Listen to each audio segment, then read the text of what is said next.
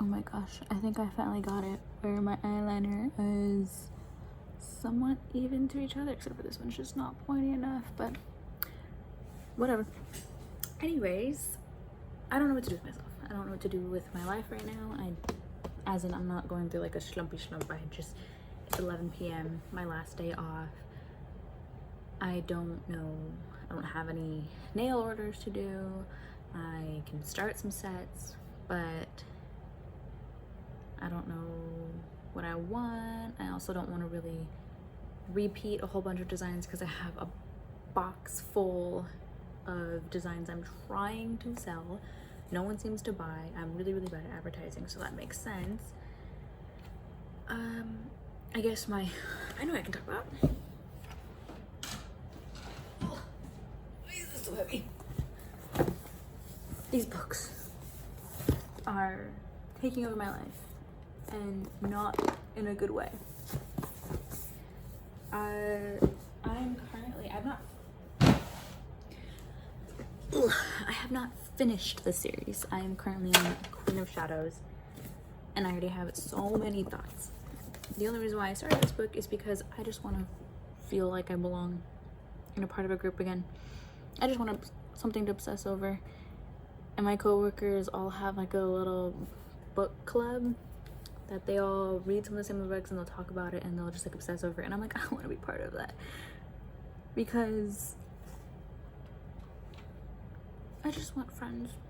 But anyways, so I decided to read the book, and I'm struggling to read them. I don't like the series, and I know that's really sad to say, but anyways. But I have offered to do a nail set for my coworker. One of them told me to read this book, and her and I talk about this series a lot, but I need to size her nails. I'm doing 2 orders for her. I'm doing a K-pop Demon Hunters and a Throne of Glass nails for her. I just don't know their exact sizes, and I don't do 22 different nails anymore. I just do exact sizing to your nails because it just makes it a lot easier, and I'm using less supplies doing that. But in doing so, I haven't seen her yet to size it. I keep saying but really aggressively. Moving on. So I need to size her nails, and then I can do it. Now, I have thoughts. And to start off our topic, her and I have talked about how the order of the book should be read, because I read it in chronological order. Well, I am reading in chronological order. So I read Assassin's Blade first, Throne of Glass, Crown of Midnight, Heir of Fire, Queen of Shadows, and then I'm going to do the tandem read of Empire of Storms and Tower of Dawn, and then Kingdom of Ash last. Now I'm on Queen of Shadows, which is the 4th book. I will say I really wish I didn't read it in chronological order. I think I should have read it in emotional impact order, but my emotional impact order is I wanted to have read Throne of Glass, Crown of Midnight, Heir of Fire, then Assassin's Blade. I think that is the best place for it. Now that I'm at where I'm at, I say this as someone who is Celaena hater. Hate her character. I think she is so absolutely annoying and whiny and just thinks she's this total badass person, but she whines about it.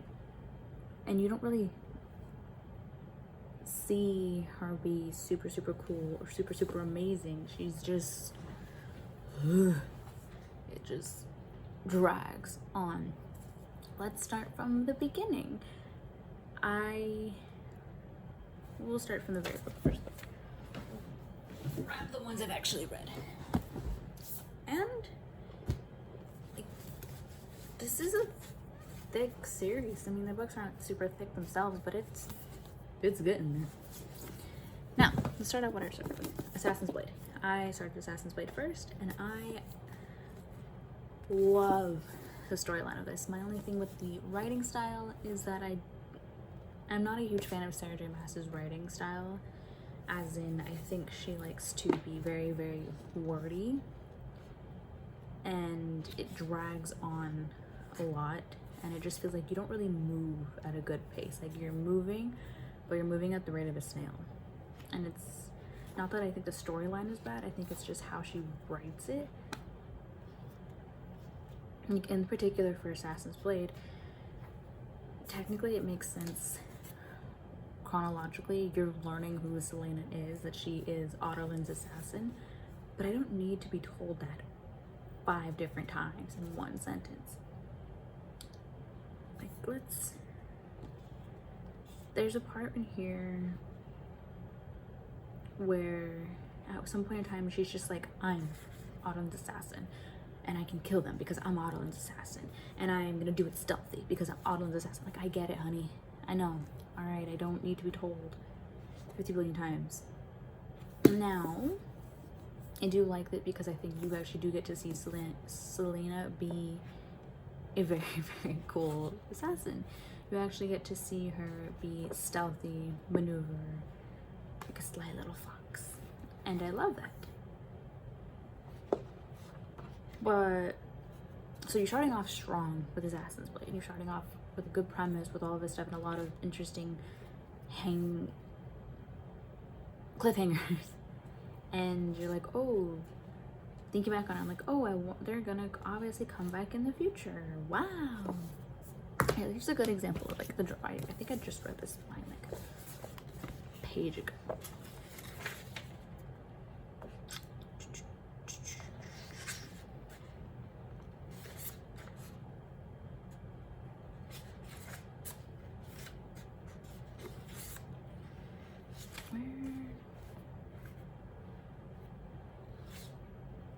Okay, here's a line. This line bothered me. She took a step down, then another, then the last one, onto the bone floor. You could have just said she slowly stepped down, step by step, until she hit the bone floor. It doesn't, that's just such a small sentence, but it's that kind of style of writing that bothers me because it's very, very much show not tell. And I think not every sentence needs to be show not tell. Some can just be just tell, get it over with.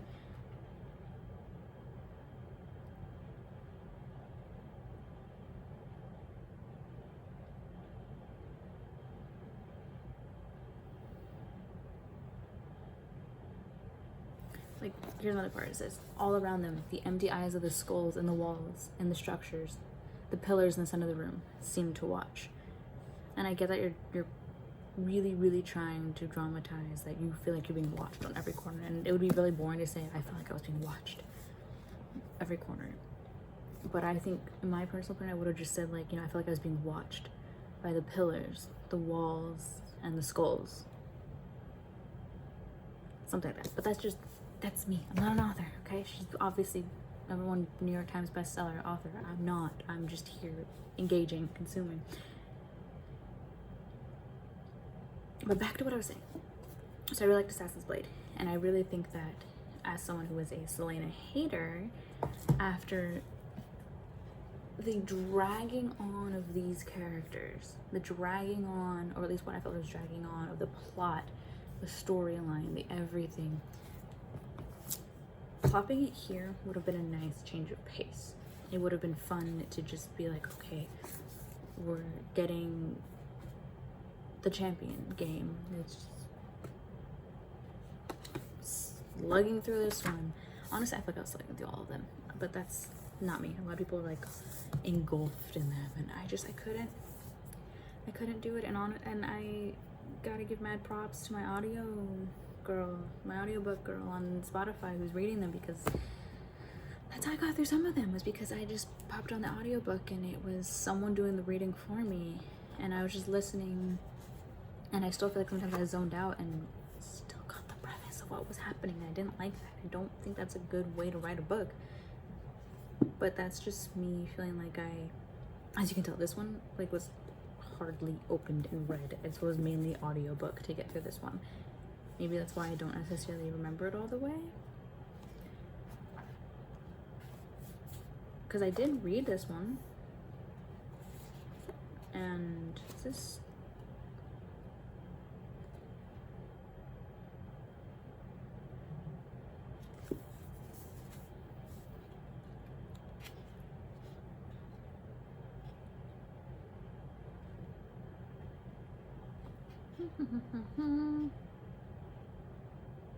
Whatever. But that's how I think it should be. This order: Throne of Glass, Crown of Midnight, Airfire, till it hasn't played. That probably would have been like better for me as a reader to have had a nice change of pace from these three. Now we're gonna move on to Throne of Glass. This book was a lot to get through, and I will say,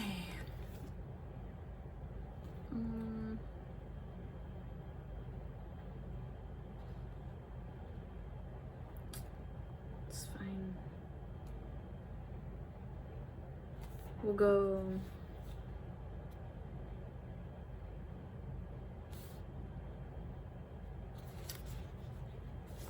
this much, in my opinion. This much is all just set up, and this much is all chaos, craziness. Things actually are happening. The whole beginning of it is Celaena gets taken, not taken, but she is freed from Endover. Make sure I'm remembering this right. Yes, Endover. She is freed from Endover from Chaol and Dorian, and this whole thing is just her and Chaol training and oh, by the way, there's a game going on. Bloop. Like, you know, oh, there's a test tomorrow. Okay. What's the test? And then it's like, oh, I passed the test, but another person died. Okay. That's great. And then you get some of the magical elements where she's like sneaking down around and she finds this thing in the little, you know, the little secret little hideaway hallways behind the hidden door and everything. And you get to the last 100 pages where magicalness is, and you're hearing her fight, and that's when she's just, it feels very, very high school setup of intro. I forgot the whole, like, what's the little chart thing?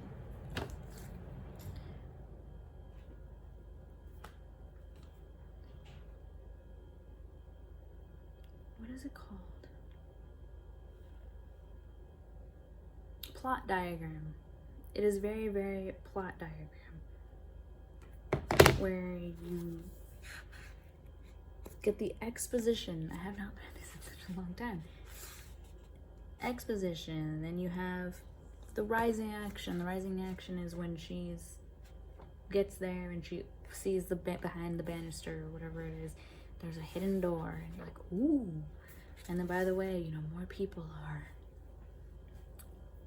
dying. And you get the climax where it's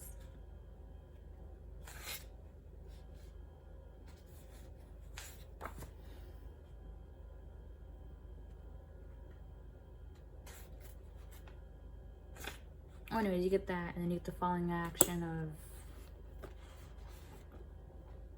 I think, is this one the Eye of Elena?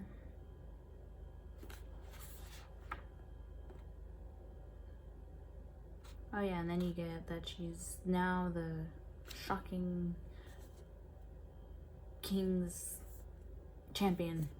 But it's just like, it's such, so much build up for such 0-0 plot. And honestly, these Hasn't Played as novellas, right? The little mini stories. You get action, action, action, and then next. Action, action, action, next. Like, it's great. So oh, that was her name, Ansel. I forgot who she was. But you get all of this stuff, and I think, in my opinion, these three could have been written more like this. As in, the plot of Celaena could be in one book. The plot of Chaol and Dorian could be in another book. And Manon, sweet, sweet Manon, could be in another one. Like, or even the first two, you could have just combined them. You could have easily combined these, chopped out half of this one, put it with this one, and made a much. That's not the size of Kingdom of Ash, but it's a thicker book. But it would have been fine. It would have been, to me, much more bearable because I don't need the flirty blah between Celaena and Dorian and whatever. And of course the first one is just, you know, Celaena talking the talk. She's talking the talk, but you never ever actually get to see her walk the walk. She doesn't do it. She's boy crazy, thinks she's this, you know, whatever. You know, maybe I should. So anyways, read that one.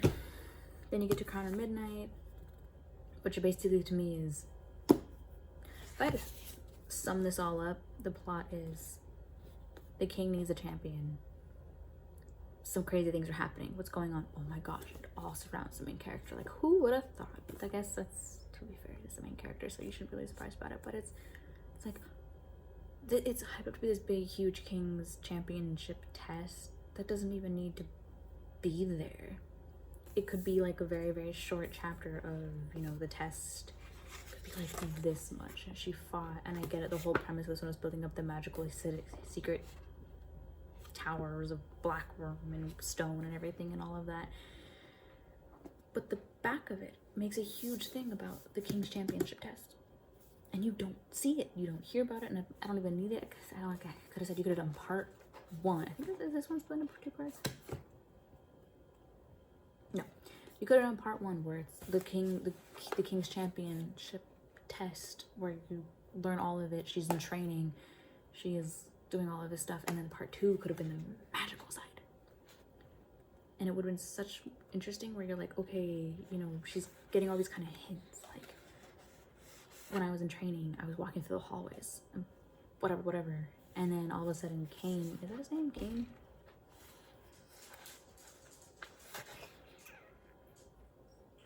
Sure, super buff dude that isn't Chaol, Dorian, or other characters. And you could have done the magical part of it. That would have been much more interesting, where I would have gotten just the championship out of the way and I would have gotten the magical part of it. I get it. Crown of Midnight, to me, is Nehemia. That's all I remember from this book. It's just Nehemia. It's Nehemia in love with Chaol, rebels, forgot. That's my note right there. It's great.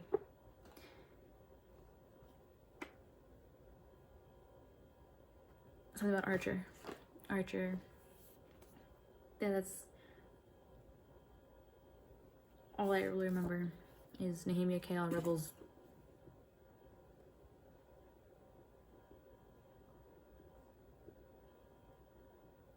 Yeah, could have,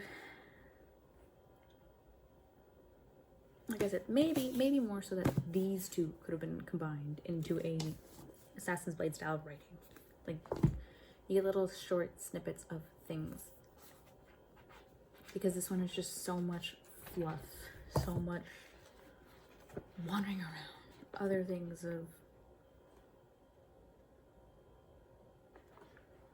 I just felt like there wasn't much plot. I mean, you get she's in love with Chaol and you get the big betrayal, which then turns into this one after post-betrayal. But it's,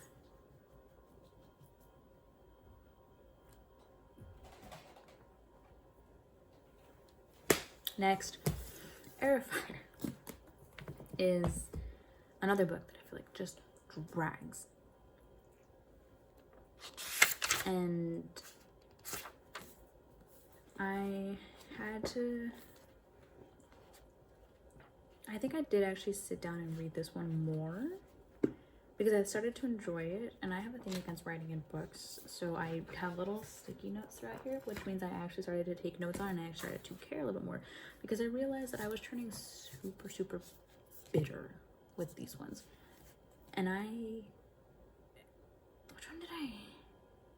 Okay, so I read these two. When I was reading them, I read them, and I was like, oh, I'm gonna be so into these, and I was just like, oh, it's so much build up. And my coworker's like, no, it gets better, trust me, it gets better. it doesn't feel like it's dragging so much. And at this point I had read these 3.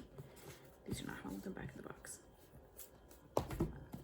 I had read these 3 and already felt like I'm on the 4th book, and I just have got nothing, because yes, this is the 3rd book, but by the time I read it, it was the 4th book I had read in this series, and it was just felt so long, like I'm reading so much of a whole lot of nothing.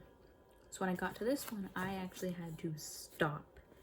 I think I got to chapter 13, and I couldn't get into it. And I was telling my coworker, I was like, I love you for recommending me a book because I need to get back into it, but I can't. I have to take a break. So I stopped reading this, read Jurassic Park, and I got back into it, and it actually made it a little more bearable. I'll put these away.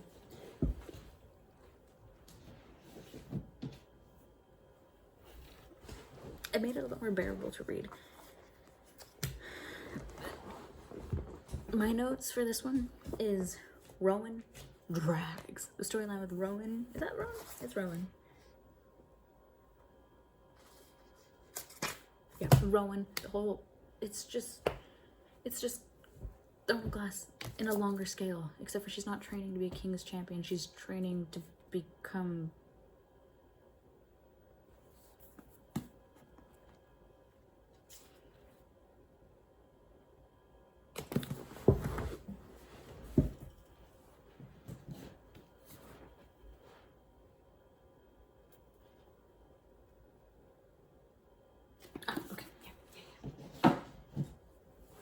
So anyways, kind of midnight, there's this whole other plot point that it's like there's the missing queen, that she's, the rebel they're saying she's in fact alive. Well, who the heck is it gonna be except for the main character, Adoy? Which, I feel like it was so much of like just predictable, like it wasn't really a plot twist to like who the main character was, because my thing, it was just like, oh, you know, she's the king's assassin, fantastic. She needs to be the king's champion. Of course she's gonna be. She's the missing queen. Of course she is.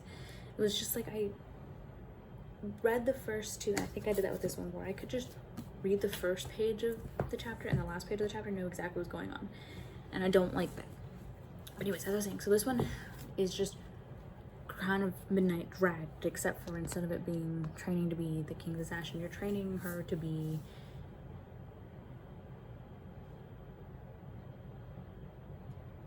Aelin. She needs to embrace her face, and of course it's like, oh, she's a fake. Of course Celaena's fae, because why isn't she? So it's just training, drag, and then it's Chaol being annoying, like, and poor Dorian. That's another one of my notes. My notes for this book. And I had to tell my coworker that I was reading this book that I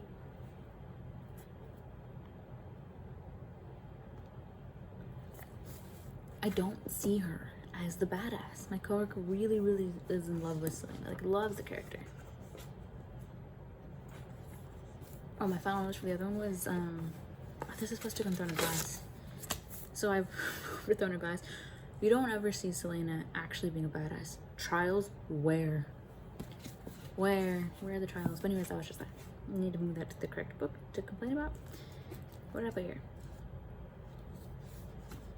Oh, I had a question mark about the black rings because I thought I just didn't read a particular part. That's my note about what a fae and a fairy is. Or a fairy. Nothing later there. Let's see. Now in this book you're introduced to Aes Manon, and I adore her. I thought this was funny, was that Manon saying that now that the magic was gone, you can see them start aging, and I just thought it was funny, because it was like, oh no, aging, bad, so sad.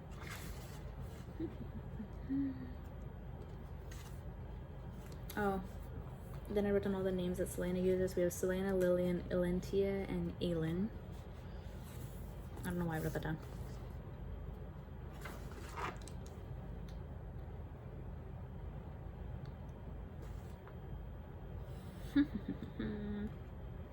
Where did I write foreshadow?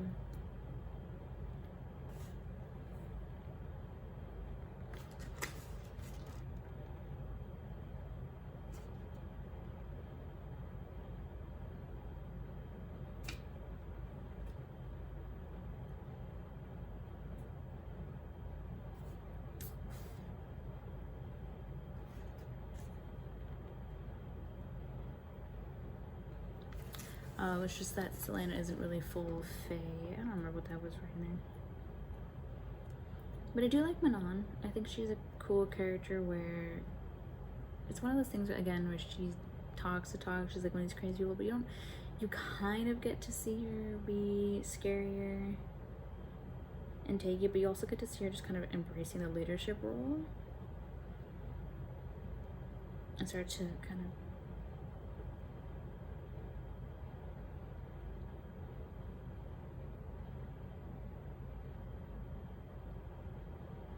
I will say that when you meet Abraxos, it's just toothless. Like, it's very cute. And I also see that a lot of people say when they read Heir of Fire that they get like a random Manon perspective, and they're just kind of like, why? I don't care about it. I honestly, when I read this book, read to read Manon's chapters. I feel like they were more entertaining. It was also just a nice change from hearing Selena whine and whine and whine and complain about how Kale just, betrayed her and whine and whine, and then think she's flirting with Rowan the entire time and just being like, oh, I'm so great. No.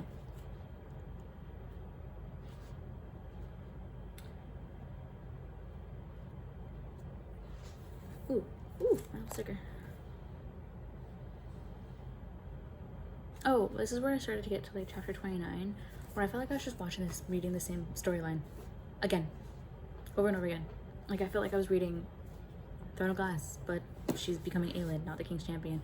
I felt like I was reading Crown of Midnight, where she is learning with the rebel group, and you're hearing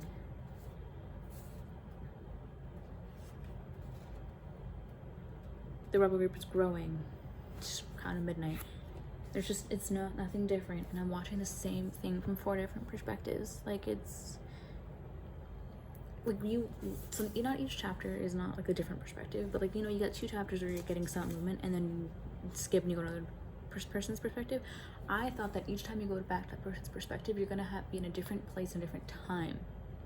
So, like right here, you have Dorian and Sorsha, and he's going to see her and whatever. Oh, so you have Selena and the Skinwalkers, right? Whatever, talk, blah blah blah. And then you go to Kale, who is still upset that his friend is whatever. And then you have Manon. Okay, so see, we're on chapter 20.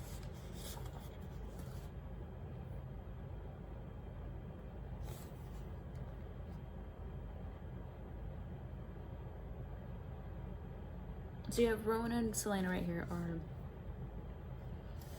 looking and finding people.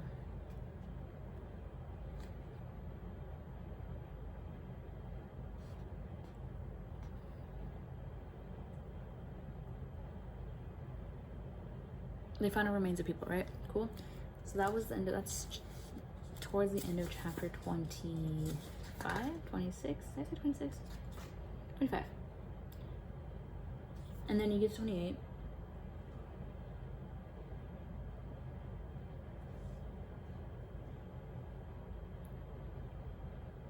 And they're still looking for people. Like, it's 3 chapters later.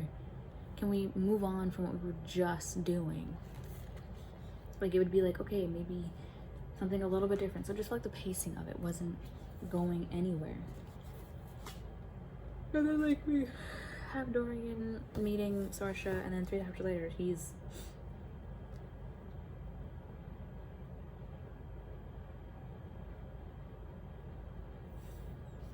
it's just there's no movement. There's no movement. Oh yeah, then we have like here. Okay.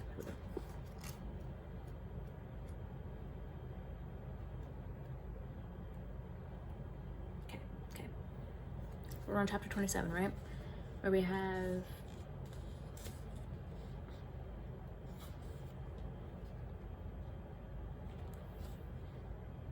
Manon and her 13 watching the other ones train over the canyon and everything, and all of that stuff. And how it ends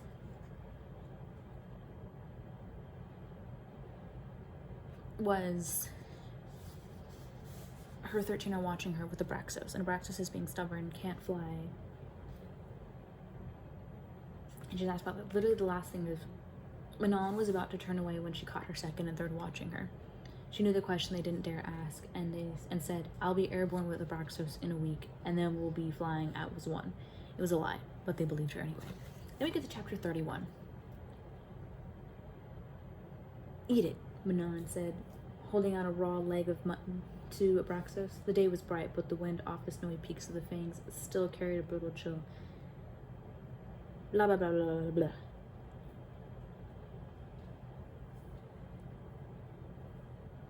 I swear I hear a moth.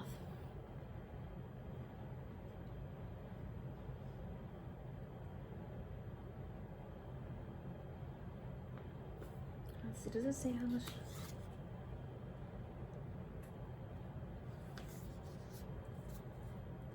Whatever.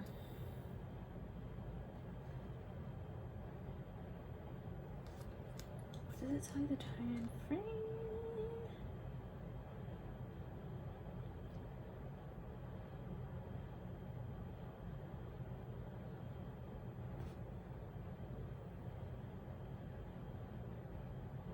Anyways, this chapter is still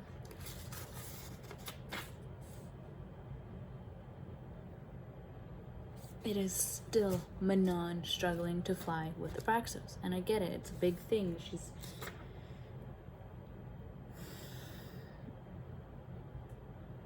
But this chapter, like right here, it's just her complaining about him. And he's eating flowers, which we adore because we adore Abraxos. Again, Manon, I have no problem with Manon's chapters. I love her. So I don't care. But you end from one chapter, it's literally just, she's trying to feed him and he's ignoring her. Whatever. He's trying to do this and that. And then you go to the next chapter and it is still the same thing. Ooh, right here, look.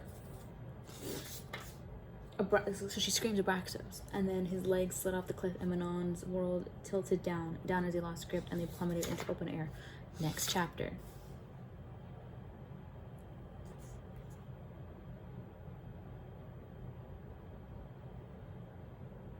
You have her flying now. And then now they're gonna train to fly. Like, it's irking. Oh, look, remember how I said chapter 27, 29 was them looking for bodies? We're in chapter 33. This is multiple chapters later.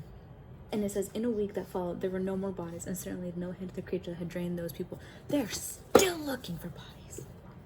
Chapters later, there's just no movement. And that's what I have such a problem with, is that I'm like, I should not be reading 5 chapters worth of plot. That's not happening. There's no movement. There's no nothing. Ugh. And you just have chaos, whining, till finally, you get towards the end where she gets to finally meet Maeve, and you learn about the Valg. You learn a little bit about the Valg princes, a little bit about Maeve, and then you get the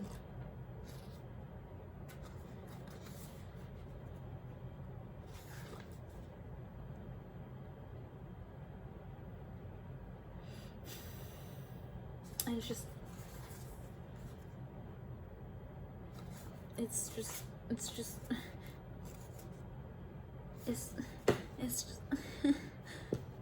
like the whole last 100 pages of the book is setting up the premise of the next book. I should not be reading the whole book. I should not be getting the exact plot of the next book in the last 100 pages of the previous book. That is my issue, is I will read this entire book and then be like, oh, we're getting the last chapter. Like, okay, so cool. We have all of Manon learning to fly with Abraxos, which, again, I love Abraxos, so don't mind it. And I love Manon, so don't mind it. But then we get, they're going to Morath. And then we get, she has defeated Maeve and burnt down a city. And then it was, she's gonna go get the word key from Erebin.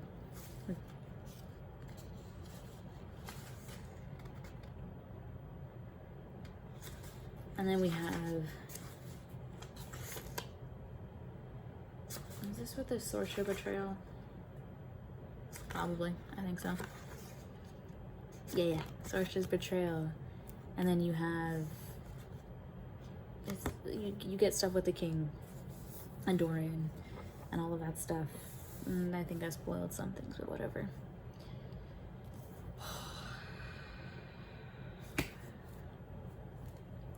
When I finished this book and when I went to go start Queen of Shadows, now I will say, I do like Queen of Shadows. I think when my coworkers were saying it gets better, they didn't tell me that it gets better by the 4th book. Or at least in this case, the 5th book that I read out of the entire series. So it does get better. But you have to go through so much build up, so much plot, so much information, so much meeting side characters that apparently matter. But because I was so bored, I don't remember them. And I have to look them up and do really, really good work by not spoiling things for myself. Ow, my foot. But this one is actually good. I think I have actually sat down, well, because there's no audiobook, so I have to force myself to sit down and read it. I did find an audiobook online, but I'm not going to share how, because I did. And I read some of it, but I can't stand the sound of it, so I couldn't do it.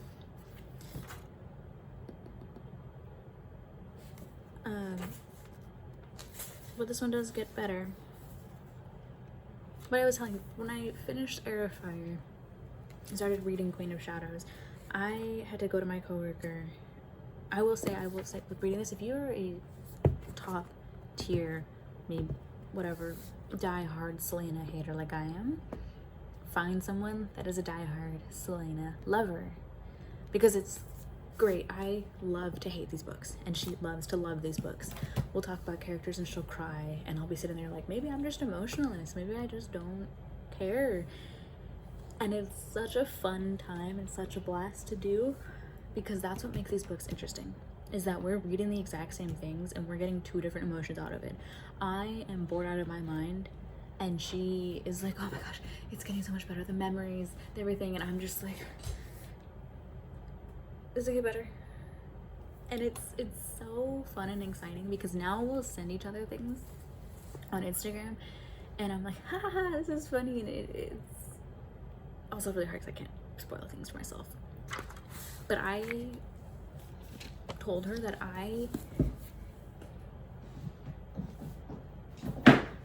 in my honest opinion, I need to read these books and then see her the next day. Like, I do not read multiple chapters unless I know I'm gonna see her the next day, because I cannot stand, cannot bear, cannot get through anything relating to Celaena without going insane and wanting to scream at somebody and being like, why is this good, why does everyone like this? And then to have her be like, but it's okay, like it's okay. And then she'll remind me, like, Celaena's going through some stuff. I'm like, yeah, you know, you're right, she is. Maybe I should be less heartless. And, you know, Manon is super cool, super crazy, and I can be like, yes, oh my gosh, love Manon, love Abraxas, love everything. And then I could be like, Kael, I don't care, like, I really don't. And we're like, yeah, Kael's just a bad character all around. I'm like, oh, great. You need someone to discuss this, who, if you're a hater of it, and someone who loves it, to just talk. And it makes things so much easier, because when I'm slugging through Celaena's chapters and I get to Manon's and I can't sit there and talk, and I sit there and fester in my Celaena hatred, and I have to tell myself I have to read more because I'm not going to see her the next day, not going to talk about her and not talk with her and relate all these things, I go insane. And I just can't do it. I will put this book aside and stop reading it. I finally got to part 2, and I will say it is so much better. Like, it's, but again, you can still see the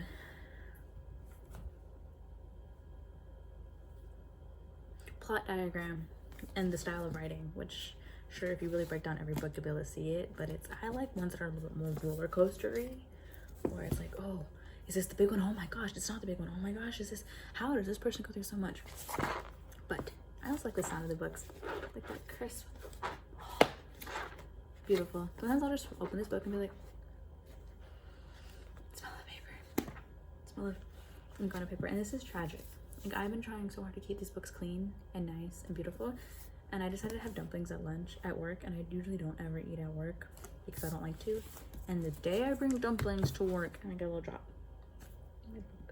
It was very sad, very tragic. But where are my little notes?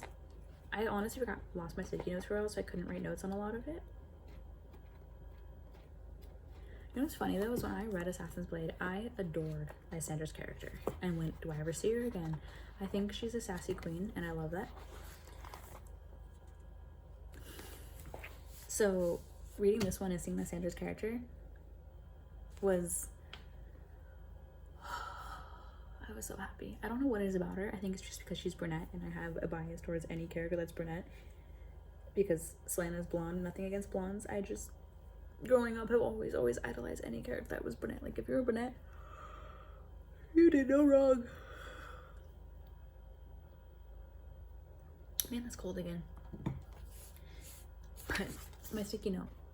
Maybe I shouldn't. This might be a spoiler. But I don't understand the buildup of, or anything of character and character. Rowan and Aelin. I don't get it.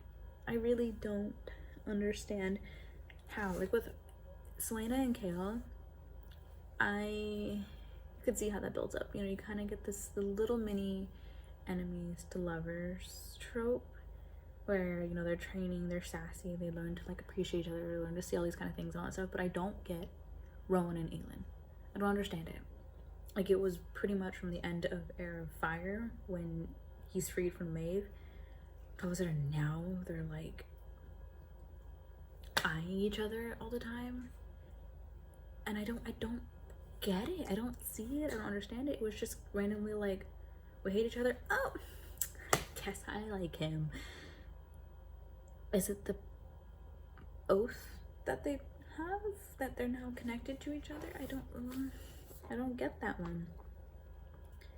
Oh, and Heir of Fire, I think Aedion was very, very cool. Not anymore. I need him to just forever. See? Literally love Lysandra. There's a part with the witches. I wanted to throw up. Like, I could feel myself getting anxious and disgusted. And I was just laying on my floor going, there's a couple things with this. There's a couple of moments in this book where that made me really, really want to throw up and went, why is this a thing? Like, I think this book has actually started to give me actual emotions. Like, there's a part where Aelin goes to visit someone and I wanted to cry. And there's a part with the pebbles that makes me really, really sad. But that's because I have association with pebbles and giving someone pebbles, because penguins will propose to their potentials with pebbles. So to me, anytime someone's giving someone a pebble, I think that of it as like a very, very sweet gesture. And also, I don't know what it is with like rocks and stones. I think it's because if you can find such beauty in something that looks so trivial, like you can walk outside, there's rocks and stones and everything everywhere, and you find one and you get attached to it and you look at it and you go, this is beautiful, I want to give it to somebody. I think that's such a really, really sweet thing. And she gave this person pebbles, which I got really emotional about that. I didn't cry because I don't know why I'm like an emotional little person who can't cry when I'm reading books, but it was a very, very sweet gesture. Then we get into another very jarring moment.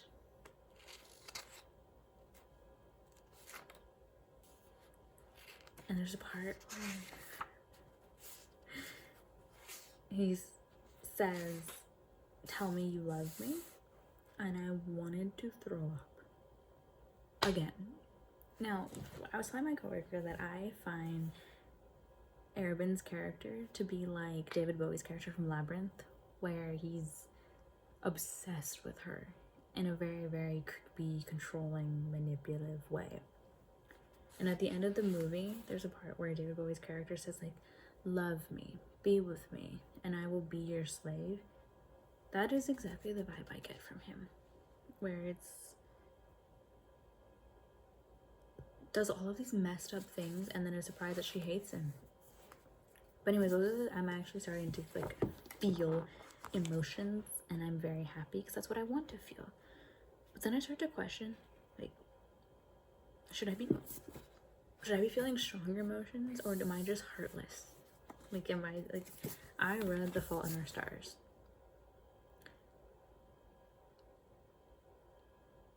And I honestly almost skipped over the main part.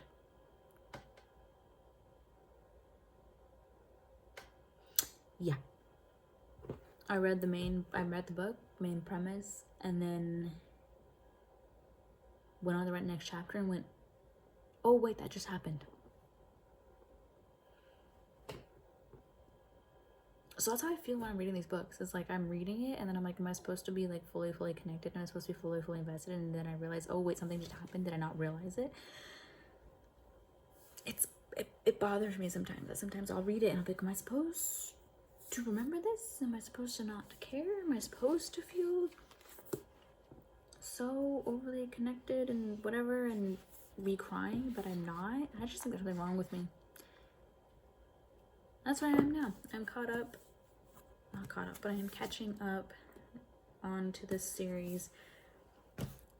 I need symbols of what for each book. How many other? 8?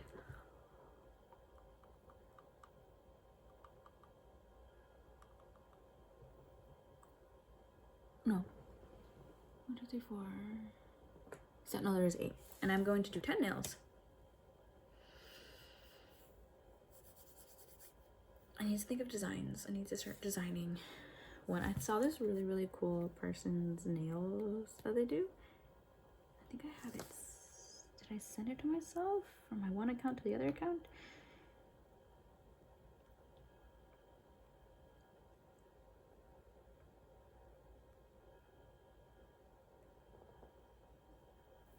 Well, it was a very medievally looking design, and it looked really cool because I want to do one of them is like a sword that is the cat eye mirror look design reflects.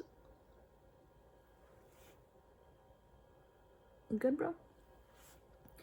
And then I don't know what to do for other symbols for the other ones. Maybe a black ring, but I kind of want to do something for each book. So Throne of Glass would just be, I mean, Assassin's Blade is swords. I think I found someone that said like they did like a symbol for each Throne of Glass symbols. Let's see. Oh yeah, see, Throne of Glass symbol. I looked this up previously.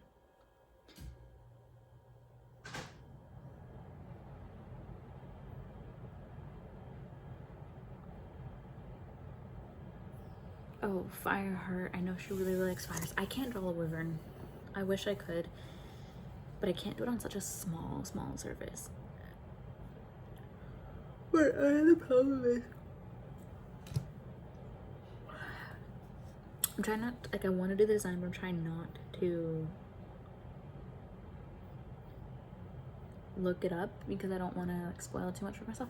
Oh my gosh, I forgot Mort. The character Mort, or the knocker, the door knocker, Mort, is hilarious.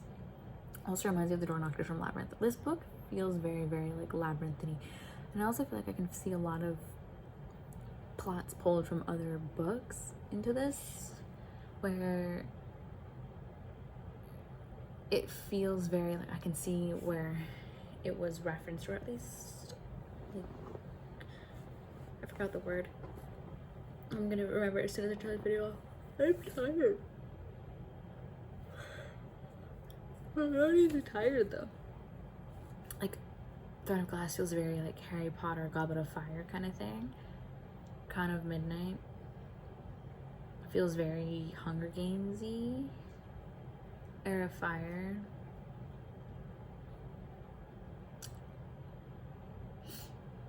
And I don't really know, but this one feels very labyrinthy, like the movie Labyrinth. References, that's what it is. References. and inspirations from other parts. I love that sound. So there's also like little elements like the word keys to me make me think of the Horcruxes from Harry Potter. There's the White Fang Mountains. White Fang's a book, right? Please don't tell me I just asked that. White Fang. What is your problem? Yes, it is. I think I read that one. I didn't read, or I'm never going to, Game of Thrones because I don't want to read that. But yeah, I feel like there's a lot of like references and inspirations from other parts, and I think it's really cool because I like to read it and be like, oh, that feels like it's from reading so and so. But that's all. Well, come on then, come here, come here. Ugh, this little one is whining so much. I don't know why. You literally are getting attention all the time. I don't know what he wants. And he doesn't need to go outside because I literally... You need burping? Is that what you need? Was just burping?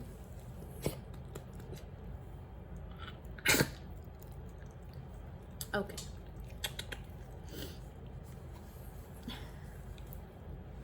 What do you want? You're not the center of attention for 1 minute and now you're mad? Okay. You can go to your chair now. Yes, he has a little chair right next to me. Ooh. Alrighty, well, when I finish the rest of the series, I'll make a part 2.